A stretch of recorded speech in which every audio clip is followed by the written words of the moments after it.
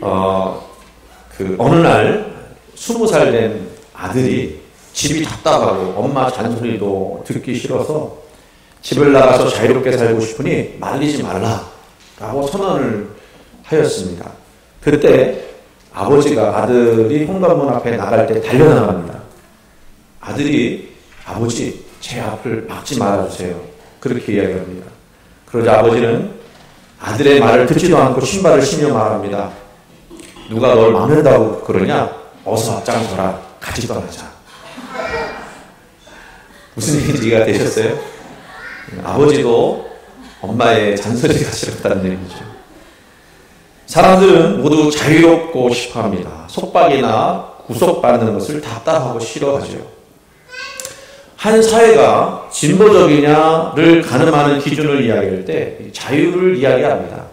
정의 구현, 경제적 독립, 억압이나 탄압받는 계층을 이야기할 때 이 자유의 가치는 도저히 포기할 수 없는 기준이 되었습니다.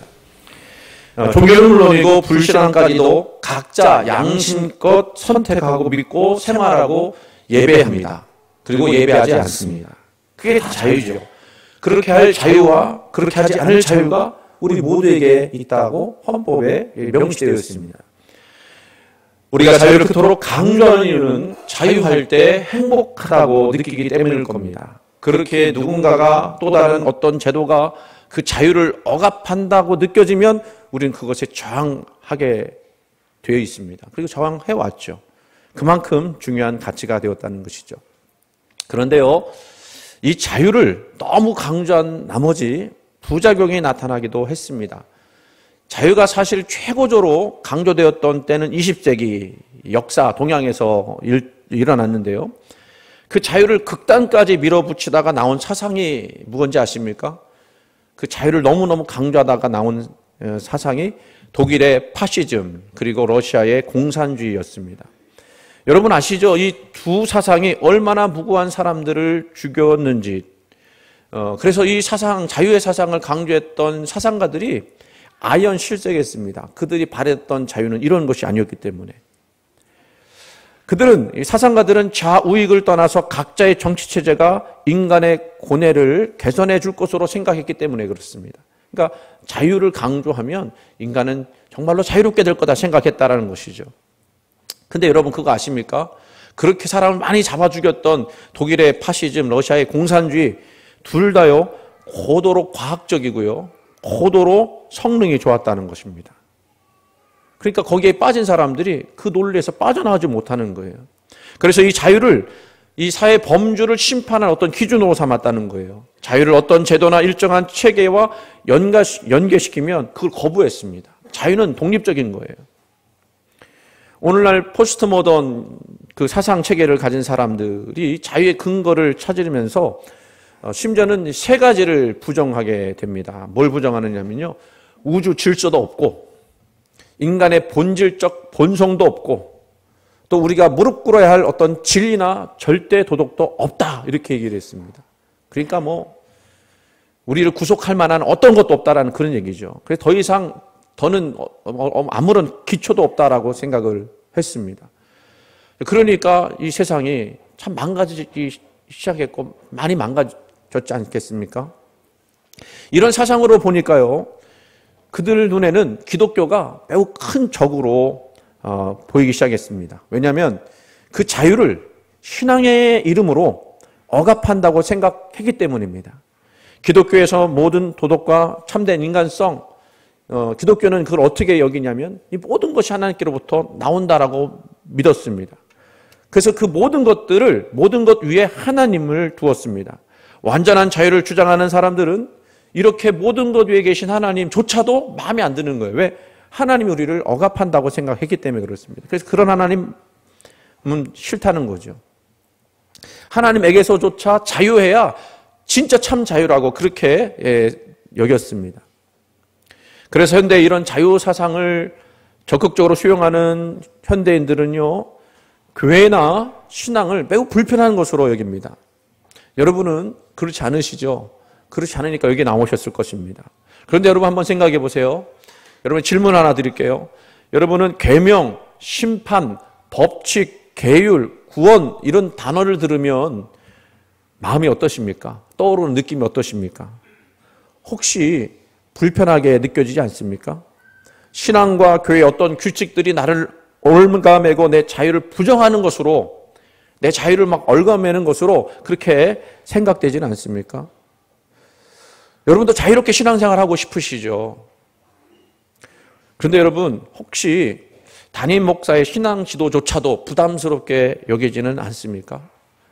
목사님이 여러분에게 개인적으로 상담을 하면서 그렇게 하지 않습니다. 상담을 하면서 권사님, 집사님, 장로님, 제가 볼 때, 목회자가 볼 때 이런 부분이 좀 부족하니까 이런 부분에 더 힘쓰세요 라고 얘기한다면 여러분들은 그거를 기쁘게 받아들이시겠습니까? 아니면 부담스럽게 여기시겠습니까? 부담스럽게 여기지 않겠어요? 좀 목사님하고는 좀 한 걸음 떼서 떨어져서 있어야 좀 편하다고 생각을 할 수도 있을 것 같아요. 제가요, 잘 못하는 것 한 가지가 하나 있는데 주일에 빠진 사람들에게 전화를 잘 못해요. 한번 조금 저 나름대로는 상처받았다고 그래야 되나요? 전화를 하면 그거에 대해 부담스럽게 느껴지는 거예요. 그래서 한 2주 정도나 3주 정도 빠져야 한번 전화를 하고 잊어먹지 않을 만큼 정도 돼야 한번 전화를 하고 이런 그 모습이 됐어요. 그런데 그게 정말 우리 성도들한테 좋은 일일까? 생각도 해봐요. 여러분 어떠세요? 하루 딱 빠졌는데 목사님한테 바로 전화 오면 여러분 좋으십니까? 나쁘십니까? 예? 근데 그게 부담스럽게 여기시는 분이 있는가 하면 또 한편으로는 어떤 분이 있냐면 내가 빠졌는데 아무도 나를 전화 안 하네? 그렇게 느끼시는 분도 사실은 계세요. 이게 어느 장단에 맞춰야 할까요? 근데 가만히 생각해 보니까 좀 부담스럽게 느껴도 전화를 해야 옳겠더라고요. 빠지시는 분 계시면 전화를 해서 권면하고 다음 주에 꼭 빠지지 않게 해달라고. 근데 저 혼자 하면 안 될 것 같아요. 여러분도 해주셔야 될 것 같아요. 어쨌든 여러분 그런 것들이 참 부담스러울 수 있어요.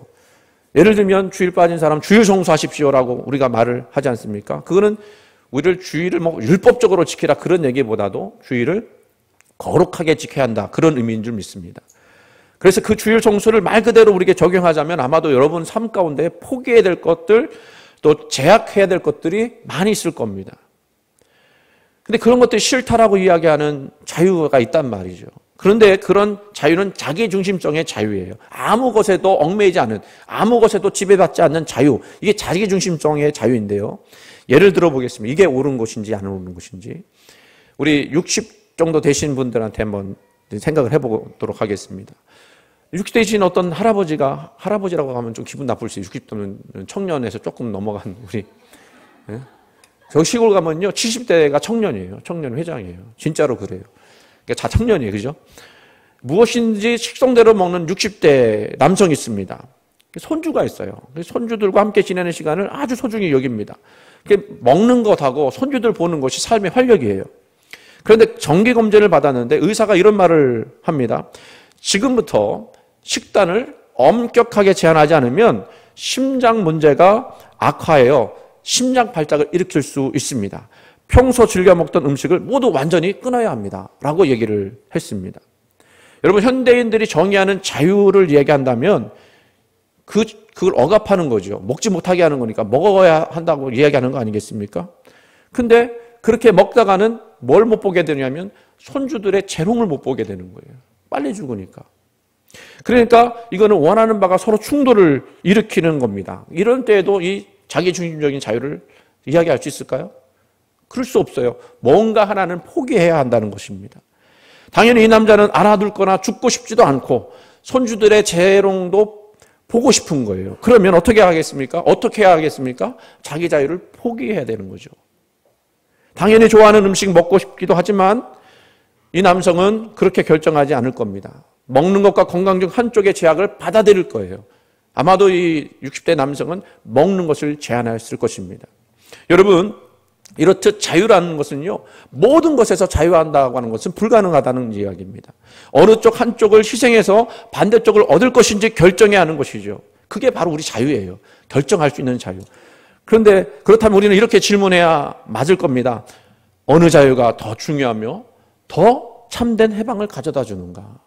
여러분이 뭔가를 선택해야 된다면 그 선택에는 가치가 있어야 될 거예요. 어느 것이 더 좋은지, 어느 것이 참된 해방을 가다 주는지. 그렇게 보면 하나님을 믿는 자유라는 것이 이해가 되지 않습니까? 왜요? 우리는 하나님 믿음으로, 하나님을 선택함으로 우리가 더 나은 가치를 추구하게 되는 것이니까.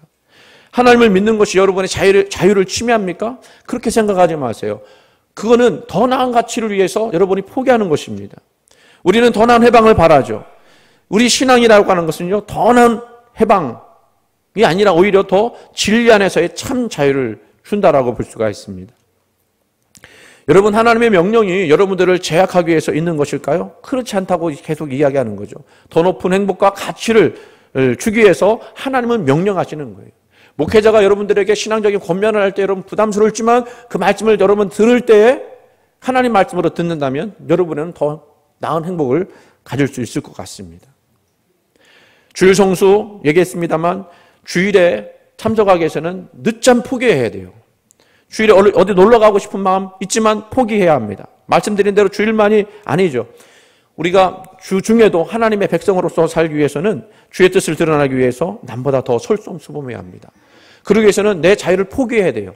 남들이 하지 않는 그런 봉사, 헌신 내가 해야 합니다. 시래기라도 더 주의라고 하고요. 동료들에게 그냥 나 혼자만 좋으면 되겠지라고 생각하는 것이 아니라 그 동료들에게 좋은 영향력, 선한 영향력을 끼치기 위해서 좋은 마음을 가지려고 애를 쓸 것입니다.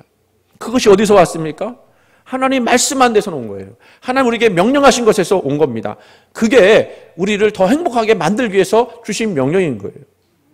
그렇다고 하면 하나님 믿는다고 하는 것은 하나님 말씀을 받아들이는 겁니다. 주의를 지키는 것 다시 한번 생각해 보세요. 여러분, 주의를 지키는 것이 힘듭니까? 아니에요. 주의를 지키는 것이 여러분에게 행복하게 되기 위해서 하나님은 여러분에게 주의를 지키라고 말씀하는 거죠. 처음 질문으로 다시 한번 돌아가 보겠습니다. 여러분에게 계명, 심판, 법칙, 또 규율 이런 단어들이 아직 조금 답답하게 느껴지십니까? 아니에요. 이런 계명은 오히려 우리를 살리기 위해서 주신 명령인 줄 믿으시기 바랍니다. 지금부터 200년이 더 넘는 이야기예요. 그때 당시 사람들은요, 참 모험심이 많았고 실험 정신이 센 것 같았어요. 영국에서 자유를, 그러니까 그때 당시 사람들이 자유라고 하는 것이 극도로 막 사람들에게 막 강조가 되다 보니까 참 자유가 뭐냐, 이 자유를 연구하는 사람들이 있었어요. 이 자유를 몹시 갈망하다 보니까 야, 우리가 정말로 그 자유로운 공동체를 한번 마련해 보자. 그래서 플래처 크리스천이라고 하는, 이름이 크리스천인데 하나님 안 믿는 사람이었던 것 같아요. 이 사람을 지도자로 뽑아서 바운티라는 단체를 만들었습니다. 이 단체가요, 남태평양의 그 피트건이라고 하는 섬에 갔어요. 거기서 공동체를 이루려고. 그런데 거기에 원주민들이 삽니다. 그 원주민들을 설득해서 우리 같이 한번 자유와 평화 그리고 정의가 있는 행복한 공동사회를 이뤄보자 라고 설득을 해서 공동체를 만들었습니다. 그 공동체가 세워졌어요. 성공한 거죠. 그래서 그들은 원주민과 함께 하루하루 지내기 시작했습니다. 이 사람들이 어떻게 됐을까요? 1년이 지나고 2년이 지나고 9년의 세월이 흘렀습니다. 그런데 그 9년이 지난 뒤에 이 집단 공동체는 실패했다라고 판단하게 되었습니다. 처음엔 행복한 것 같았습니다. 그런데요, 그렇게 자유를 강조했음에도 불구하고 거기서도 보통 사회에서 일어나는 그 사건들이 모두 발생한 거예요. 자유로우면 사람들이 행복해서 이런 사건들 안 일어날 거라고 생각했는데 9년 동안 12건의 살인사건이 일어났습니다. 폭력, 성도덕의 문란, 알코올 중독의 문제가 일어났어요. 자살이 일어났습니다. 그 자살한 사람은 누구냐 봤더니 그 지도자였던 플래처 크리스천이라는 사람이 자살하고 말았어요. 이 지도자가 죽었으니까 공동체 실패한 거라고 판단된 거죠. 그런데요, 놀라운 반전이 일어납니다. 그 같이 갔던 그 지도자 중에 그 부단장이라고 할까요? 존 아담스라는 사람이 영국으로 이제 돌아가기 위해서, 이제 본국으로 돌아가기 위해서 창고를 정리하기 시작했습니다. 근데 그 창고를 정리하다가요, 9년 동안 아무도 읽지 않는 성경 한 권을 발견했습니다. 아담스는요, 배가 오기를 기다리는 그 2달 동안 성경을 읽기 시작했어요. 그리고 거기서 하나님을 다시 알게 되었고 자기 죄를 깨닫고 회개했습니다. 하나님 만난 거죠. 그래서 돌아갈 배가 왔는데요, 같이 배를 기다리던 사람들이 절망과 좌절 그리고 실패, 암울한 마음을 품고 배에 오를 때 그는 배를 타지 않았습니다. 다시 그 공동체로 돌아갔어요. 그런 그 섬 원주민들에게 하나님의 말씀을 전하기 시작했습니다. 전도하기 시작한 거예요. 하나님의 말씀을 그들에게 가르치기 시작했습니다. 이런 이야기가 이 존 아담스의 전기 피트건 사람들이라고 하는 책으로 나왔습니다. 그 책의 내용에 이런 내용이 있어요. 이 피트건 사람들은 문명화된 영국인의 영향으로 불과 9년 사이에 술 주정꾼이 되고 폭행자와 성문란자들이 되었다. 그러나 존 아담스가 발견한 책 한 권, 그게 뭐죠? 성경이죠. 아담스 자신뿐만 아니라 섬 전체가 소생하는 새로운 계기가 되었다. 여러분, 하나님의 말씀을 가지고 들어가서 그들을 새롭게 했더니 그들이 새로워졌다라는 거예요.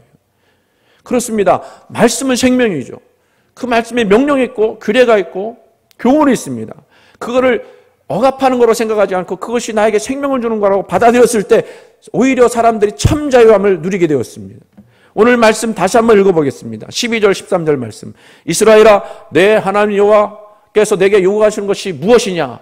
요구하시는 것이 있대요.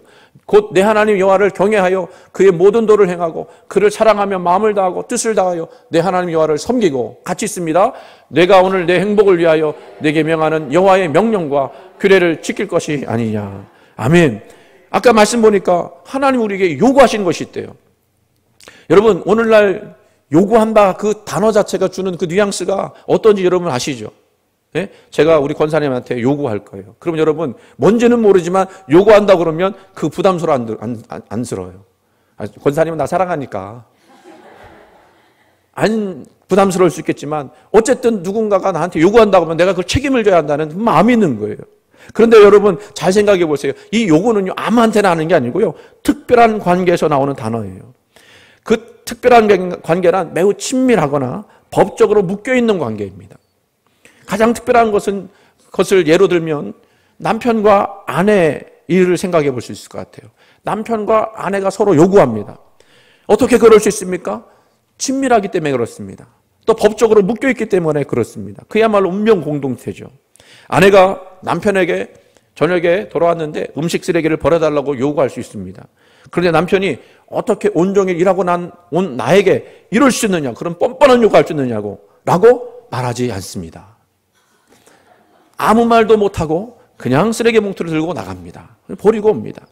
남편도 아내에게 저녁에 밥상을 차려오라고 요구합니다. 아내가 남편에게 어떻게 공주 같은 나를 부려먹을 수 있느냐고 그렇게 하지 않습니다. 역시 이 요구도 받아들입니다. 왜 그렇죠? 친밀하고, 친밀하지 않을 수도 있지만 법적으로 묶여있기 때문에 그럴 수밖에 없습니다. 때문에 이런 요구는 전혀 자유를 억압하는 것이 아니라 서로가 서로에게 친밀함을 느끼고 공동체가 사랑으로 나아지기 위해서 주어진 요구라고 말씀드릴 수 있습니다. 하나님의 관계도 이와 같습니다. 만약 여러분이 하나님의 말씀 요구하시는 것이 부담스럽다면 어쩌면 여러분은 아직도 하나님의 사랑을 깨닫지 못한 것일 수도 있어요. 하나님이 나를 얼마나 사랑하시는지를 안다면 그분의 요구가 오히려 기쁘고 감사할 거예요. 나 같은 죄인에게 이런 은혜를 주시고 나 같은 죄인에게 이런 명령을 주시니 감사합니다. 내가 주님을 위해서 헌신하고 봉사하고 찬양할 수 있는 것 감사합니다. 여기 나와서 찬양 인도를 하고 악기를 다루고 힘들죠. 쉽지 않죠. 다른 사람보다 먼저 와야 되니까. 그런데 그것이 감사한 거예요. 왜? 하나님 나를 사랑하신 줄 아니까.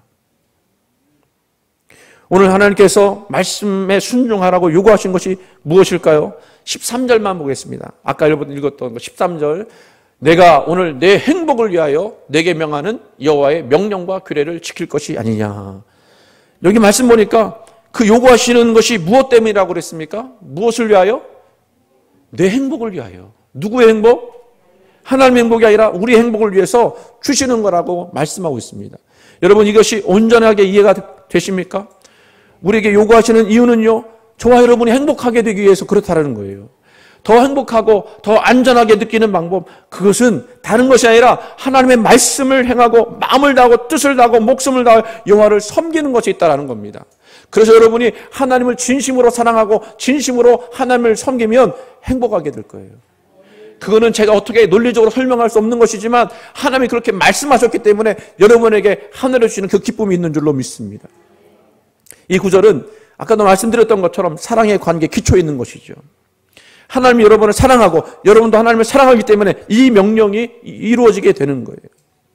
여러분이 하나님의 사랑을 확인하면 여러분은 하나님을 믿고 의지할 수밖에 없습니다. 그리고 그분을 의지할 때 여러분은 순종할 수 있습니다. 왜? 그분이 살아계심을 내가 믿기 때문에. 이게 어렵다고 생각하지 마세요. 사랑하면 그게 되어지는 거예요. 순종하는 것이 아무런 문제가 되지 않습니다. 요한 1서 5장 3절 말씀 같이 있습니다. 하나님을 사랑하는 것은 이것이니 우리가 그의 계명들을 지키는 것이라. 그의 계명들은 무거운 것이 아니로다. 아멘. 왜 무거운 것이 아니라고 했을까요? 사랑하면서 지키는 것이기 때문에 무거운 것이 아니에요. 오히려 그것이 기쁘고 즐거운 거예요. 그렇게 할 수 있는 것이, 그렇게 할 수 있는 건강 주신 것, 그렇게 할 수 있는 여건 주신 것이 너무너무 감사한 겁니다. 그래서 하나님은 여러분을 깊고 심오하게 사랑하시고 이런 관계에 있어서 풍성한 것을 손해보지 아니하도록 오늘도 삶에 지침을 주시는 거예요. 인생은 여러분 아시겠습니다만 어떤 경우에 있어서는 우리를 완전히 파멸시킬 수도 있고 완전히 망쳐버릴 수도 있는 지뢰와 같은 요소를 지니고 있어요. 잘못 밟았다가는요 그냥 빵 터져서 아무것도 못하게 되어지는 일들이 일어나게 되는 것입니다. 그런데 여러분 한번 생각해 보세요. 여러분이 지뢰밭을 가로질러 가야 한다고 생각해 보세요. 그때 지뢰밭에 지뢰가 어디 묻혀 있는지 정확히 알고 있는 어떤 사람이 여러분을 인도해 주겠다고 자청했습니다. 그러면 여러분들은 이렇게 말할 수 있을까요? 나에게 이래라 저래라 하지 말아요. 나는 당신의 길을 나에게 강요하는 것을 원치 않습니다.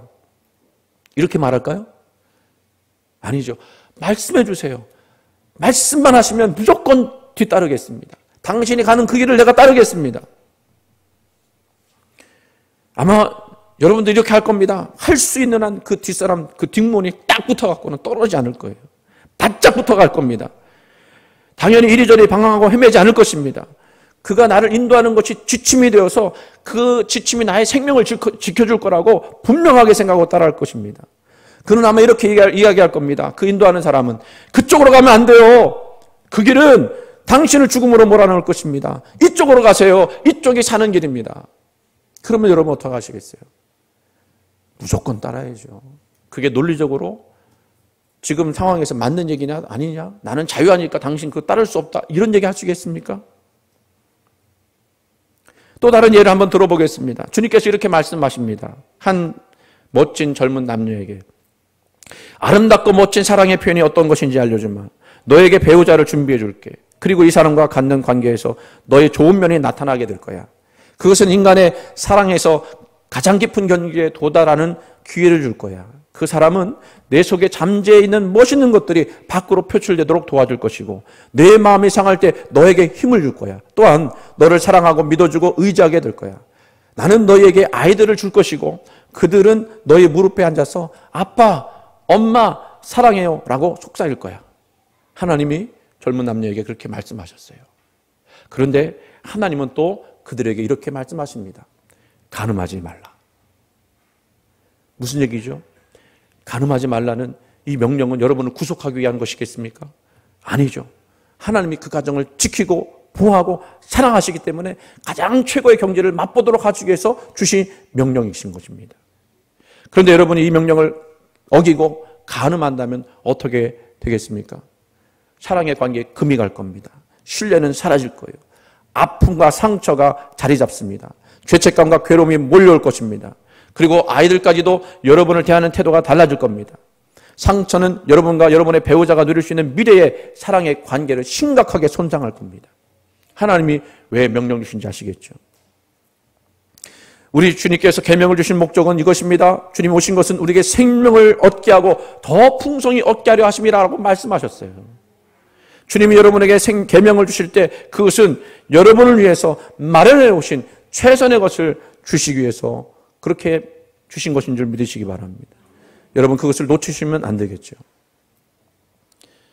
이런 말씀이 또한 신명기 6장 20절에서 25절 가운데에 있는데요. 너무 기니까 24절 말씀 여호와께서라는 부분을 24절 말씀 한번 봤으면 좋겠어요. 24절 자 하얀 부분은 있습니다.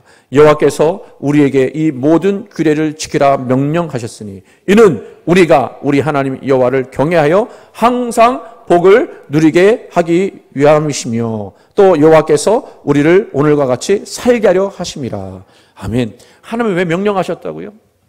그 명령이 그 사람들을 억압하고 얽매이고 꼼짝 못하게 하려고 주신 것이 아니라 항상 하나님 경외하고 복을 누리게 하기 위해서, 복되게 하기 위해서 그렇게 주셨다라고 말씀하고 있습니다. 하나님의 계명의 목적은 무엇입니까? 그래서 하나님은 여러분이 항상 복을 누리며 풍성한 삶을 살도록 계명을 주신 것입니다. 그러므로 저와 여러분이 해야 할 일이 있습니다. 그게 뭘까요? 먼저 그분을 아는 거예요. 하나님을 아는 거예요. 그리고 그분을 사랑하는 거예요. 그분을 믿는 거예요. 그분을 의지하는 거예요. 그리고 결국에는 순종하는 것입니다. 하나님의 계명은 여러분의 인생을 최선의 것으로 인도하실 줄 믿습니다. 그러나 여러분이 그분을 믿고 의지하지 않으면 여러분은 그분에게 순종하지 않을 것입니다. 잘 들으세요. 여러분 계명 순종해야 합니다.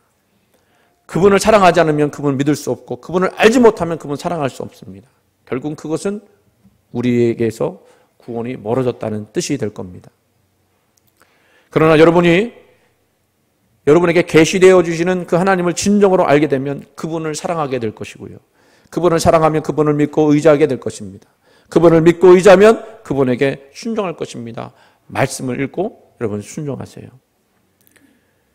다시 한번 말씀드립니다. 물론 우리가 율법적으로 그 모든 명령을 다 지키라는 얘기는 아니에요. 그럴 수 없는 분들도 사실은 있습니다. 그러나 있는 그 자리에서 내가 최선을 다해 하나님의 말씀을 따르고 그 말씀대로 살아가기를 소원한다면 하나님은 여러분에게 행복하게 할 것이고 오늘 말씀대로 복을 내려주실 줄로 믿습니다. 이것을 끝까지 믿으시고 흔들리지 말고 세상의 다른 것들에 여러분 우리가 마음을 쏟지 말고 하나님 말씀에 마음을 쏟는 저와 여러분 되기를 주의 이름으로 간절히 축원을 드립니다.